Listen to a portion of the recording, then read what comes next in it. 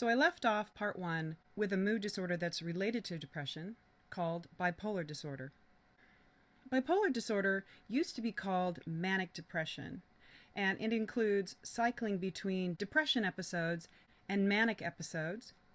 And a manic episode, or mania, is a distinct period of abnormally and persistently elevated, expansive, or irritable mood. So the person who's experiencing a manic phase or a manic period is a person who has inflated self-esteem. They have really little need for sleep. They talk excessively. They're very distractible. They have racing thoughts and ideas, and they have excessive involvement in pleasure-seeking activities. So originally, I was going to give you some examples of things that somebody in a manic episode would say. But I thought it would be more interesting if you actually saw him say the things himself. So here you go. Charlie Sheen has got to be on drugs again. Sure. Yeah. Yeah, I am on a drug. It's called Charlie Sheen. It's not available because if you try it once, you will die. Your face will melt off and your children will weep over your exploded body.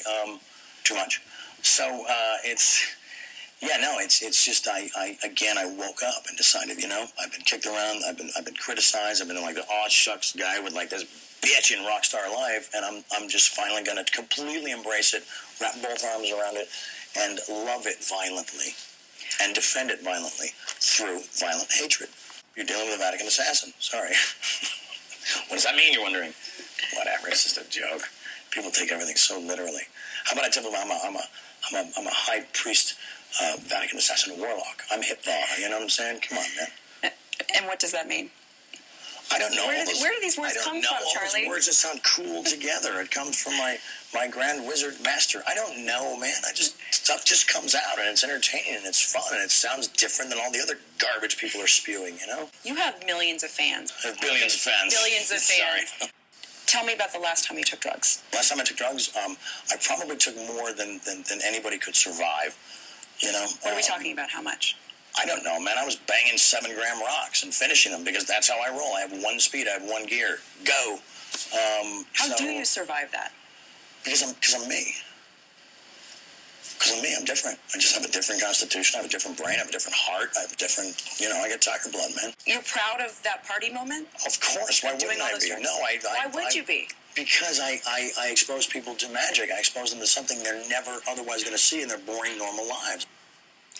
So that gives you an example of what an individual is like when they're in that manic phase. In bipolar disorder, the depression phase is the same as with regular depression. Now, regular depression has also been called unipolar depression. Bipolar disorder is much less common than depression, and it appears to be very strongly genetic. There's no sex differences in rates of bipolar disorder, so men and women develop this disorder relatively in equal rates. The most effective treatment so far has been lithium, and lithium is thought to act on the neurotransmitter norepinephrine. Lithium also appears to promote neurogenesis in the hippocampus, both hippocampi, of bipolar patients. One final note, it is possible to have unipolar mania, just like unipolar depression. So there is a cycle between manic episodes and periods of relatively normal mood. Here's an example of functional brain imaging for one person during a manic phase and that same individual during a depressed phase. So in this image, white indicates the greatest brain activity, while blue indicates the lowest. So you can clearly see that during the manic phase, there appears to be hyperactivity in the brain compared to the depressed phase. Next, I'll be talking about anxiety and anxiety disorders. So anxiety is a strongly negative emotion, and it arises in the anticipation of a fearful or threatening stimulus. Now notice I said it arises in the anticipation of the stimulus, the fearful stimulus, because anxiety is not generated from fear of something that's real. And in fact, fear and anxiety are very different. Both of those emotions are very adaptive. They provide useful information that we need to avoid potentially harmful consequences like getting bitten by a snake. So we see a poisonous snake in the middle of a field, and suddenly we feel afraid, knowing it could potentially kill us. And that experience is the experience of fear, because there is an actual threat. You see the snake, and you experience the fear. So the next time we were in that field, near the place where we saw the snake, we'll begin to experience a similar fear, a fearful feeling, but it isn't actually fear, because it's stemming from the idea that that snake could be lurking there again. The feeling that you're experiencing in this case is anxiety. Fear is very adaptive because it keeps us safe and out of harm from things that could potentially kill us or hurt us. And anxiety is also adaptive because it reminds us to avoid areas where there are creatures and things that are potentially very harmful to us.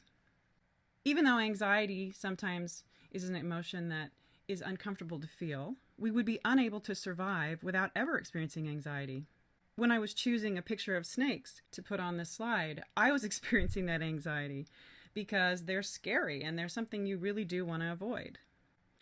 However, excessive, overwhelming, or unrealistic anxiety, such as that experienced by people with anxiety disorders, can be very detrimental. So anxiety disorders are more common than depression. In fact, approximately 30% of the population will experience an anxiety disorder during their lifetime. The National Institute of Mental Health estimates that anxiety disorders affect 40 million Americans each year. So there are several different anxiety disorders, and I won't cover all of them. The most common in the United States are generalized anxiety disorder, and that's where an individual feels extreme anxiety and worry that appears to pervade that person's entire life. And it doesn't seem to relate to any just one particular thing. People with this kind of anxiety disorder feel anxious just getting through the day. Obsessive compulsive disorder is another anxiety disorder, but this disorder includes compulsive thoughts and then rituals that attempt to calm or quell that anxiety that those thoughts create. Unfortunately, those rituals rarely provide any relief from that anxiety, and the cycle of the compulsive thoughts and the ritual behavior continues. Panic disorder is another common anxiety disorder, and it results in an overwhelming sense of crisis that causes the sympathetic nervous system to activate itself into overdrive to the extent that the person feels extreme and paralyzing fear.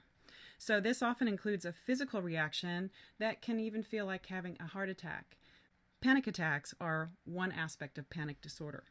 Panic disorder can be so debilitating that people become afraid to leave their homes because they're afraid that they will experience that overwhelming sense of panic or have a panic attack. Social anxiety disorder, or social phobia, is a strong fear of being judged by other people and feelings of embarrassment, or the potential that you will feel very embarrassed by judgment of other people. This anxiety is experienced not just when you're in a social situation, but when you think about a social situation, often for days or weeks before you're even in that situation. So this is another disorder that is often so severe, it prevents people from doing their regular activities of going to school or work or socializing. The last anxiety disorder that I'll talk about is post-traumatic stress disorder. And that is extreme anxiety that stems directly from the experience of a physical or emotional trauma. Now, who ends up suffering from anxiety disorders? Well, there appears to be a strong link to the genes. Although it's not specific for each of the disorders, this predisposition is for experiencing an anxiety disorder in general, rather than one of those specific subtypes. And families who have a stronger predisposition for these disorders are the same families who are predisposed to developing depression. Anxiety and depression are correlated, and they may share similar underlying genetics. Although anxiety and depression don't always occur together, and they don't always occur to the same extent. There are sex differences in anxiety disorders. Women are diagnosed with anxiety disorders more often than men for all of the anxiety disorders except for social anxiety or social phobia. For social anxiety disorder, men and women have similar rates of the disorder. So how does anxiety happen? Well, fear and anxiety are two different things, as I mentioned. And fear is an emotional response to an actual threat or danger in the environment. Anxiety, on the other hand, is an emotional response to the anticipation of danger or threat. Robert Sapolsky argues that most things we become anxious about, other than things that are innate, like falling or snakes or spiders or being suffocated, are learned. So going to the dentist, for example, includes hearing that awful aversive drilling noise, and sometimes that includes pain if you have to have the drill used on you. There's the smells and the sounds. And so when you're at the dentist, you experience the autonomic arousal of having the drill in your mouth and potentially feeling any pain. And the thoughts of the dentist become paired with that autonomic experience of going to the dentist and sitting in the chair and hearing and experiencing the drill and all of the other nervous system activation that goes along with the dentist visit.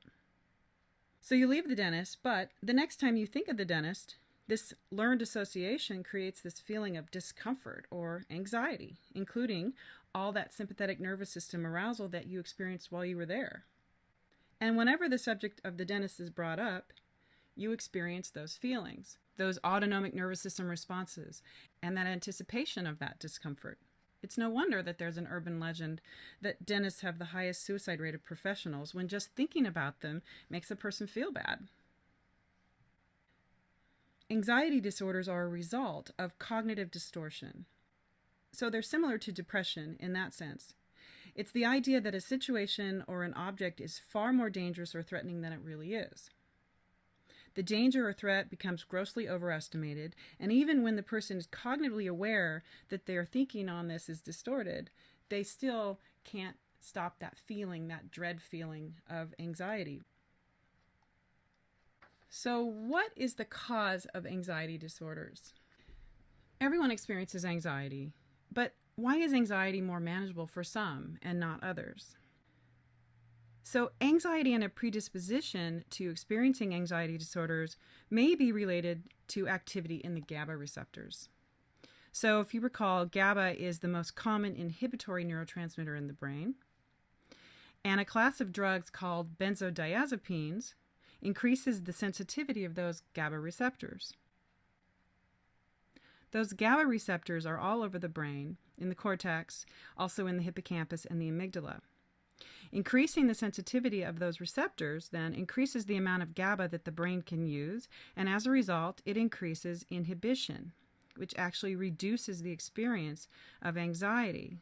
That is why these drugs, the benzodiazepines, which include Valium and Xanax, to name a couple, are commonly given to people with anxiety because they have a calming and sedating effect because they inhibit.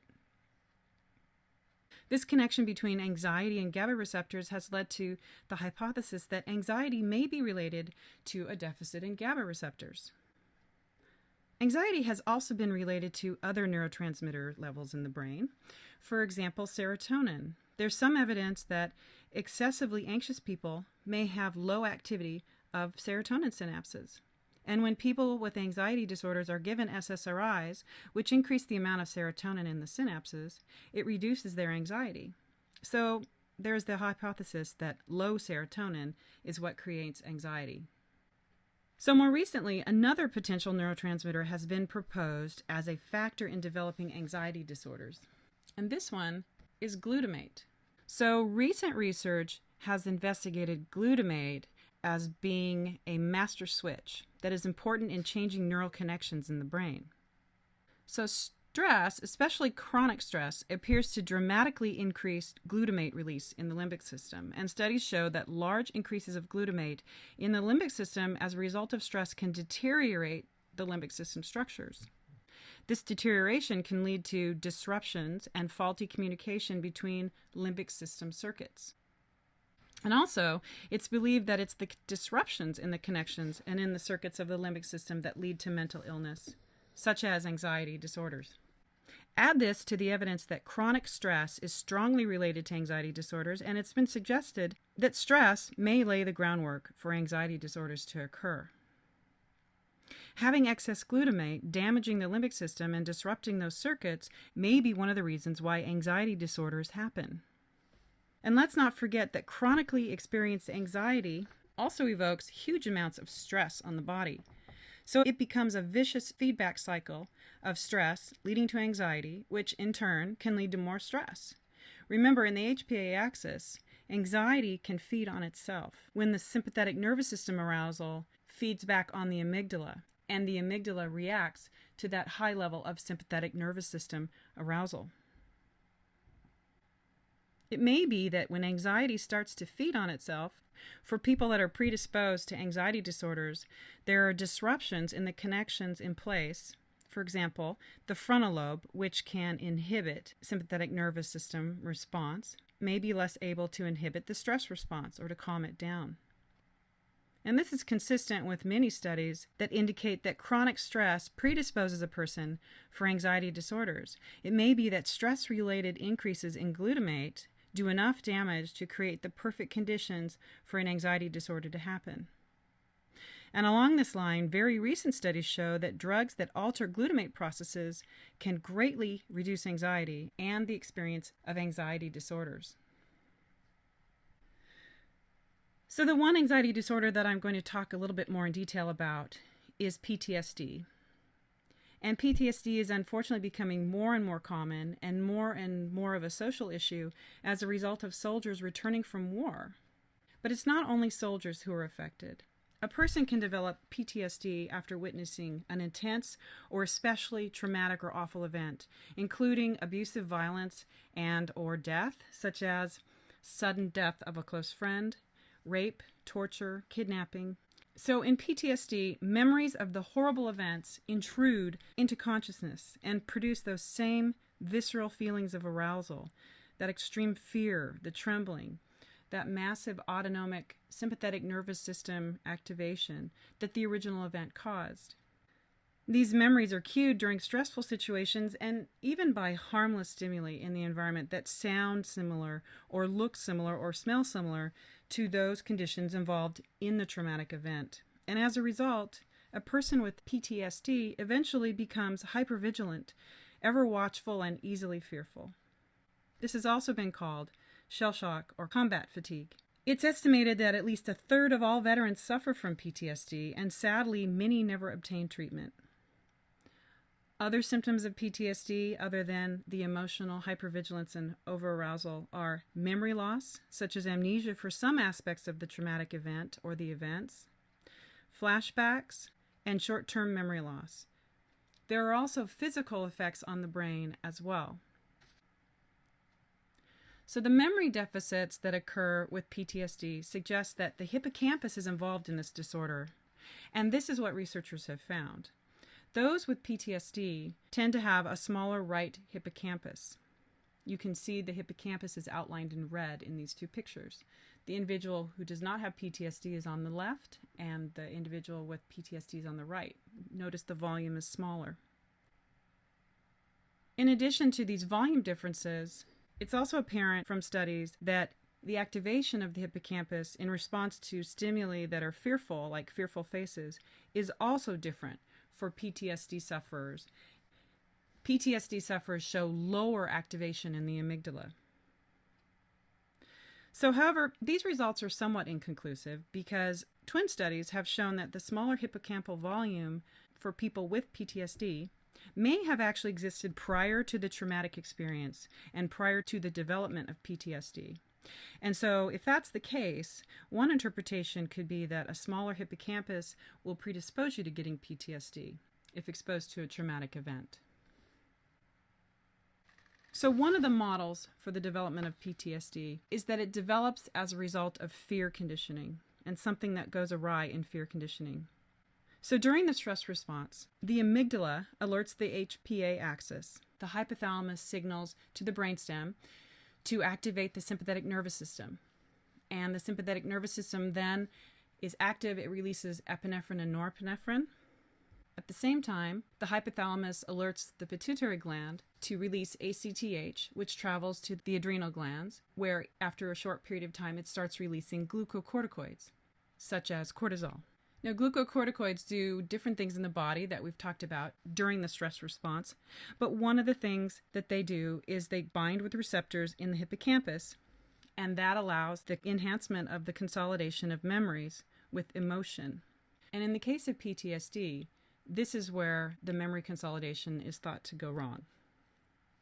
So it's in the binding of the glucocorticoids to receptors in the hippocampus that usually helps us enhance a memory by combining the emotional feedback from the body and the amygdala with the traumatic event that impairment happens. So the fear and the extreme trauma that happened during the event gets somehow attached to all kinds of other stuff related to that event, like the situation or the environment or the sounds or the smells, to the same degree that it is related to the actual traumatic event. Now, this is something called hypermnesia. Hypermnesia is an impairment in memory, and it's similar to amnesia, but instead of the inability to remember, the hypermnesia involved in PTSD is when everything about the event is remembered, even the unimportant things. It's when everything about a traumatic event is remembered and attached with that same fear and extreme terror and trauma that the actual traumatic event elicited. So recent research has indicated that the use of beta blockers and other medications that reduce that bodily arousal, that autonomic nervous system activity, within a few hours after a traumatic event, show promise in reducing the potential of developing PTSD. So somehow blocking the stress response, blocking the sympathetic nervous system, allows the amygdala and the hippocampus to properly combine the emotional significance of the traumatic event without including all of the irrelevant details that are usually included in PTSD and that elicit extreme emotional reactions, fear, terror, whenever anything cues those details. So it's thought that one of the reasons for this is because memory is enhanced during consolidation by the state of your body, your autonomic arousal, that feedback that you get. And that feedback, that arousal, is important information that the hippocampus puts into the memory so that we can keep track of that for later if that ever comes up again. The problem in hypermnesia is that many things that are unrelated but were present during the traumatic event, tend to also be associated with and have that same emotional significance as the traumatic event itself did. So there's this inability to parse out the important aspect of the trauma, the traumatic event itself, with the unimportant details that surrounded the trauma, because the emotional fear and bodily reaction is attached to everything rather than just that one event. And this is thought to be a result of this infusion, this massive infusion of glucocorticoids that happens during the stress response to a really traumatic event. Somehow, the binding of the glucocorticoids with the hippocampus results in memory consolidation that makes it very difficult to identify the correct source of the threat. And what ends up happening is that any cue that reminds the person of that traumatic memory, even if it's something that's very distant or peripheral to the event, evokes that emotional fear and extreme response. And that's the end of this lecture.